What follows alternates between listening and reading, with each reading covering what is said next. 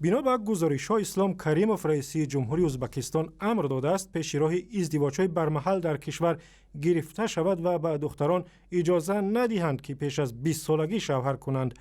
منابع در ازبکستان به رادیو آزادی گفتند اسلام کریموف چند پیش مسئله ازدواج‌های برمحل را در ولایت نمنگان در میان گذاشت و بعد از این حکومت به معرکه گسترده برای جلوگیری از ازدواج جوانان تا 20 ساله شروع کرد.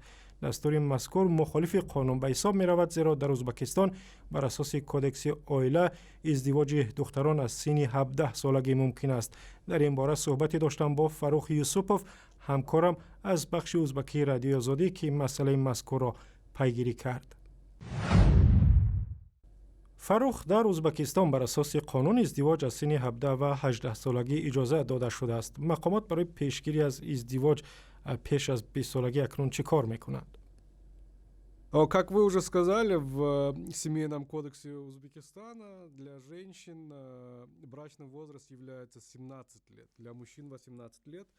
В некоторых исключительных случаях этот закон позволяет снизить.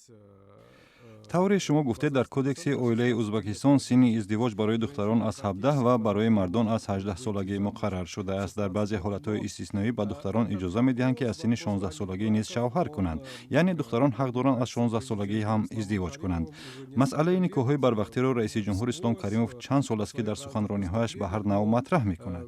ولی در سفرش به ولایت نمنگان روز 27 نوامبر او مسئله را قاطعانه و با لحن تند بررسی کرد. او از دادستانی خواست که به مسئله ازدواج‌های برمحل توجه بیشتر ظاهر کند و بعد این مقامات محلی در چندین ولایت و نه تنها در نمنگان به ما گفتند که برای اجرای این دستور کمر بستند. مثلا در نمنگان به من گفتند که جشن عروسی 80 دختر 18-19 ساله را که به سن قانونی ازدواج رسیدند به تأخیر انداختند.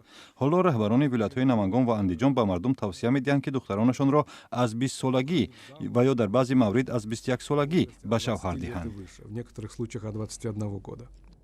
سبب این گونه دستور اسلام کریموف چی است؟ آیا در ازبکستان ازدواج‌های برمحل هنوز زیاد است یا عامل‌های دیگر وجود دارد؟ В Узбекистане, как я уже сказал, президент этот... طوری من گفتم رئیس جمهوری ازبکستان سر سالهای 2010-2011 است که مسئله ازدواج‌های برمحل را مطرح می‌کند و این بیشتر با عرف و عادت‌های سنتی و دینی مردم رابطه دارد. در وادی فرغانه این مسئله را به مذهبی بودن مردم ارتباط می‌دهند و می‌گویند اساساً خانواده‌های مذهبی دخترانشان را زود به شوهر می‌دهند. از این رو مقامات می‌خواهند از همین راه با عنعنه‌های مذهبی مردم مبارزه برند. با ما گفتند که حالا رویخط خانواده‌هایی را ترتیب می‌دهند که احتمال دارد دخترانشان را بر محل شوهر بدهند و این خانواده‌ها عائله‌های مذهبی اند و مقامات حالا تلاش دارند از همین راه با عرف و عادت‌های دینی مبارزه برند. Власти противодействуют религиозным обычаям. اکنون این دستور رئیس جمهور ممکن است که رسما به قانون یا مثلا کودکس عائله در ازبکستان وارد کرده شود؟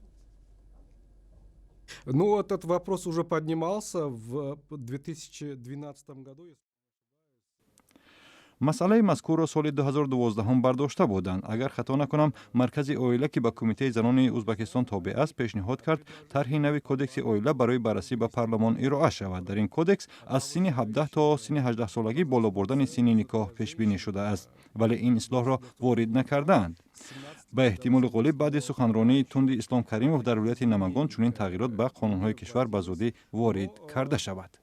Вероятно, очень вероятно, что после выступления Каримова в Намангане, очень резком выступлении, наверное, все-таки такие изменения в скором будущем будут введены. تشکر. فروخ یوسپوف از بخش ازبکی رادیو آزادی صحبت می‌کرد.